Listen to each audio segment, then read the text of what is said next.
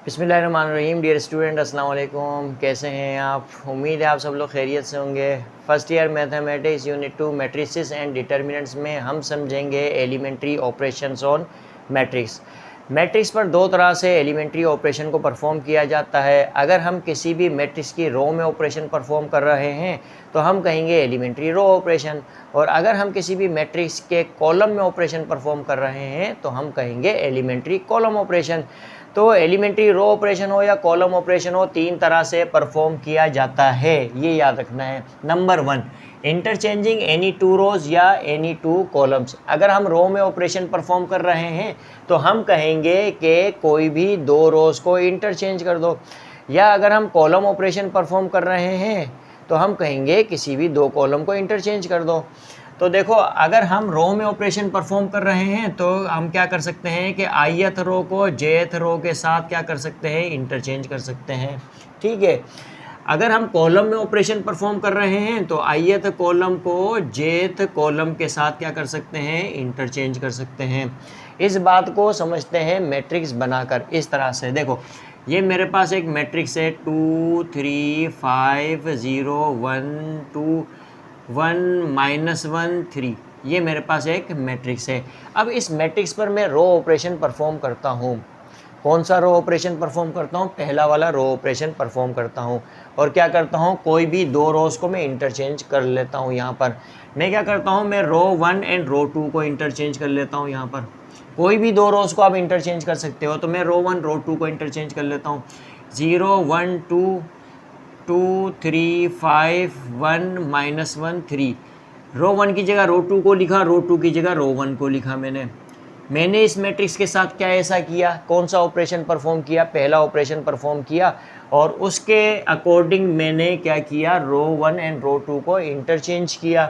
तो रिजल्ट में मुझे ये मैट्रिक्स मिला, और ये दोनों क्या हैं, इक्विवेलेंट हैं। अब जो काम मैंने इस मैट्रिक्स के साथ किया है और ये मैट्रिक्स मेरे पास जो बन गया है, तो वो काम मैं यहाँ लिखूँगा। क्या लिखूँगा? मैंने इस मैट्रिक्स के साथ कौन सा ऑपरेशन परफॉर्म किया? रो 1 को रो 2 के साथ इंटरचेंज किया। तो मैं यहाँ पे लिखूँगा रो 1 को रो 2 के साथ क्या किया, मैंने इंटरचेंज किया है। जो मैं इस मैट्रिक्स के साथ करूँगा वही यहाँ पर लिखूँगा। ठीक है, ओके। अब मैं यही मैट्रिक्स ले लेता हूँ 2 3 5 0 1 2 1 -1 3। अगर मैं इस मैट्रिक्स पर कॉलम ऑपरेशन परफॉर्म करता हूँ तो मैं क्या करता हूँ, कोई भी दो कॉलम को इंटरचेंज कर लूँगा। तो मैं क्या करता हूँ, कॉलम 1 एंड कॉलम 3 को इंटरचेंज कर लेता हूँ। तो कॉलम 1 की जगह कॉलम 3 लिख देता हूँ, और कॉलम 3 की जगह मैं कॉलम 1 को लिख देता हूँ, और कॉलम 2 को मैं एज इट इज़ लिखता हूँ। तो मैंने इस मैट्रिक्स के साथ क्या किया, इस मैट्रिक्स पर कॉलम ऑपरेशन परफॉर्म किया है। मैंने क्या किया, कॉलम 1 एंड कॉलम 3 को इंटरचेंज किया। तो ये दोनों एक दूसरे के क्या होंगे, कॉलम इक्विवेलेंट होंगे। देखो, अगर रो ऑपरेशन करोगे तो रो इक्विवेलेंट होंगे ये दोनों मैट्रिक्स, और कॉलम ऑपरेशन परफॉर्म करोगे तो ये दोनों क्या होंगे, कॉलम इक्विवेलेंट होंगे। ये बात याद रखनी है। अब मैंने यहाँ पर इस मैट्रिक्स के साथ क्या किया, जो ये मैट्रिक्स बन गया, तो इस मैट्रिक्स की column number 1 and column number 3 को इंटरचेंज किया है अकॉर्डिंग टू ऑपरेशन नंबर 1। ठीक है, अच्छा। तो मैं यहाँ पर लिखूँगा, क्या लिखूँगा, कॉलम 1 और कॉलम 3 को मैंने क्या किया है, इंटरचेंज किया है। तो ये मैंने लिख दिया इस तरह से। ओके। अब रो ऑपरेशन नंबर या कॉलम ऑपरेशन नंबर 2 है, वो क्या है, मल्टीप्लाइंग एनी टू रोज या any two columns bye non zero number.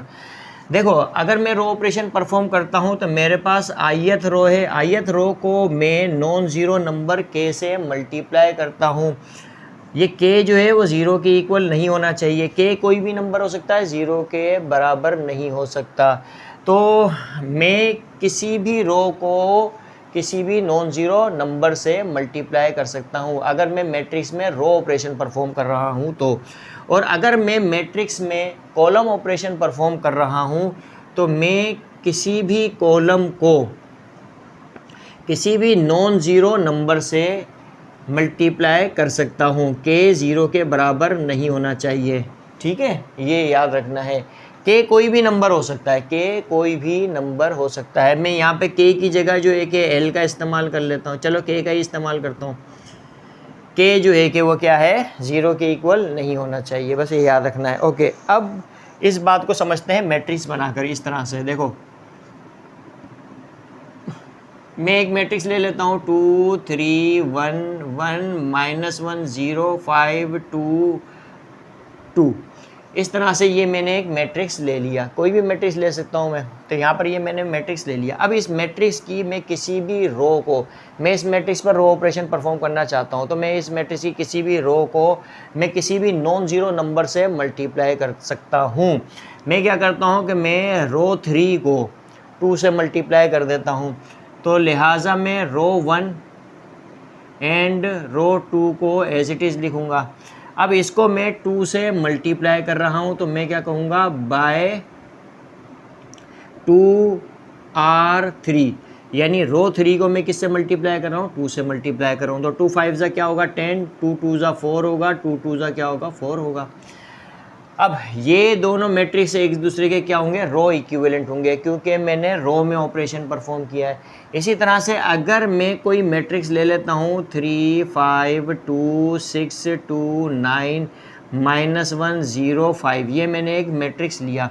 इस मैट्रिक्स पर मैं कॉलम ऑपरेशन परफॉर्म करता हूँ, तो मैं क्या करूँगा कि कोई भी कॉलम ले लूँगा और उस कॉलम को किसी भी नॉन ज़ीरो नंबर से मल्टीप्लाई कर दूँगा।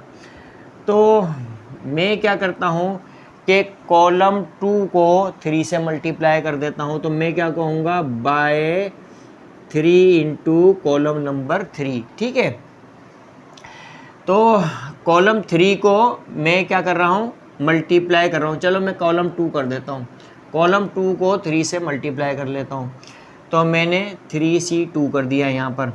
तो कॉलम 1 को और कॉलम 3 को मैं एज इट इज़ लिखूँगा। अब कॉलम 2 को मैं 3 से मल्टीप्लाई कर रहा हूँ, 3 क्या है, नॉन ज़ीरो नंबर है।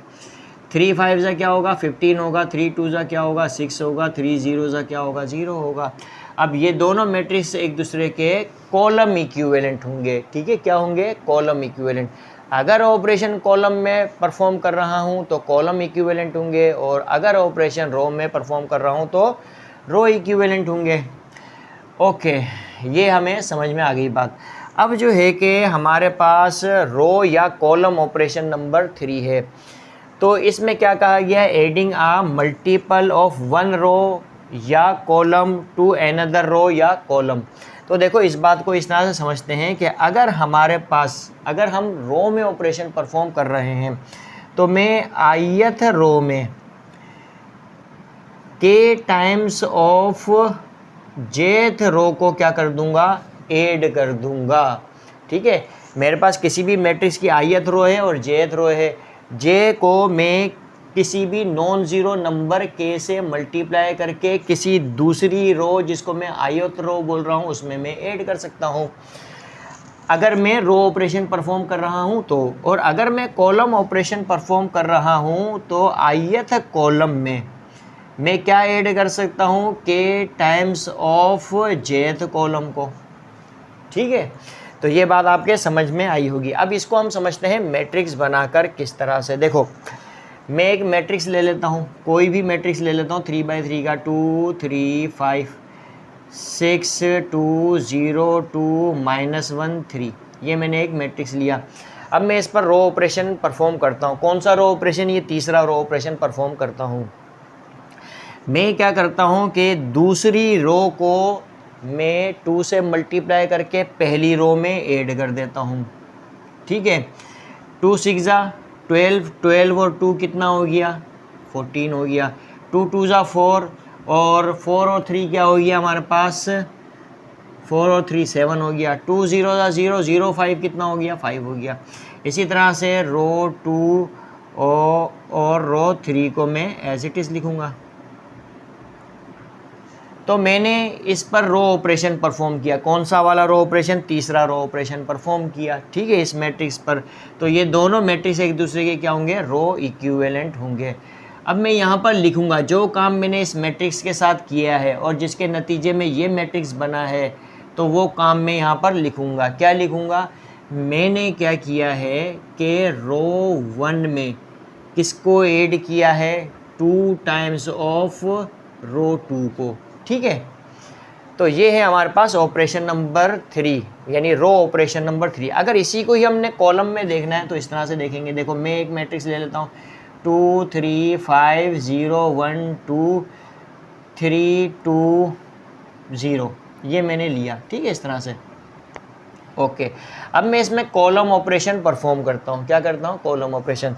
तो मैं क्या करूँगा, किसी भी एक कॉलम को किसी नॉन ज़ीरो नंबर से मल्टीप्लाई करूँगा, तो जो मल्टीपल आएगा उसको किसी भी दूसरी कॉलम में मैं क्या कर दूँगा, ऐड कर दूँगा। तो मैं यहाँ पर क्या करता हूँ, मैं तीसरी कॉलम को 3 से मल्टीप्लाई करता हूँ और पहले कॉलम में ऐड कर देता हूँ। 3 5 ज़ा 15, 3 से मल्टीप्लाई करूँगा तीसरी कॉलम को। 3 5 ज़ा 15, 15 और 2 कितना होगा, 17। 3 2 ज़ा 6, 6 0 क्या होगा, 6 होगा। 3 0 ज़ा 0, 0 प्लस 3 क्या होगा, 3 होगा। इस तरह से अब मैं कॉलम 2 एंड कॉलम 3 को एज इट इज़ लिख दूंगा। इस तरह से मैंने इस मैट्रिक्स के साथ क्या किया, कॉलम 3 को 3 से मल्टीप्लाई करके कॉलम 1 में ऐड कर दिया। तो ये दोनों मैट्रिक्स एक दूसरे के क्या होंगे, कॉलम इक्विवेलेंट होंगे, ठीक है। तो जो काम मैंने किया है वो काम मैं यहाँ पर लिख दूंगा। क्या लिखूंगा मैंने कॉलम 1 में क्या ऐड किया, 3 टाइम्स ऑफ कॉलम 3 को, ठीक है। कॉलम 3 को 3 से मल्टीप्लाई किया, कॉलम 1 में मैंने ऐड कर दिया, तो रिजल्ट में ये मैट्रिक्स बना मेरे पास। कॉलम में ऑपरेशन परफॉर्म किया है तो ये दोनों मैट्रिक्स एक दूसरे के कॉलम इक्विवेलेंट होंगे।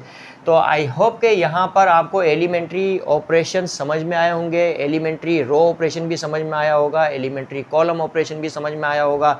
अब एलिमेंट्री रो ऑपरेशन को हम क्यों परफॉर्म करते हैं ये समझ लो अच्छी तरह से। किसी भी मैट्रिक्स का इन्वर्स फाइंड करने के लिए, इन्वर्स आसानी से फाइंड करने के लिए हम रो ऑपरेशन का इस्तेमाल करते हैं। तो आई होप कि ये आपको समझ में आया होगा। इंशाल्लाह अब हम आगे जाके जो है कि वो इक्विवेलेंट फॉर्म और रिड्यूस्ड इक्विवेलेंट फॉर्म के बारे में पढ़ेंगे।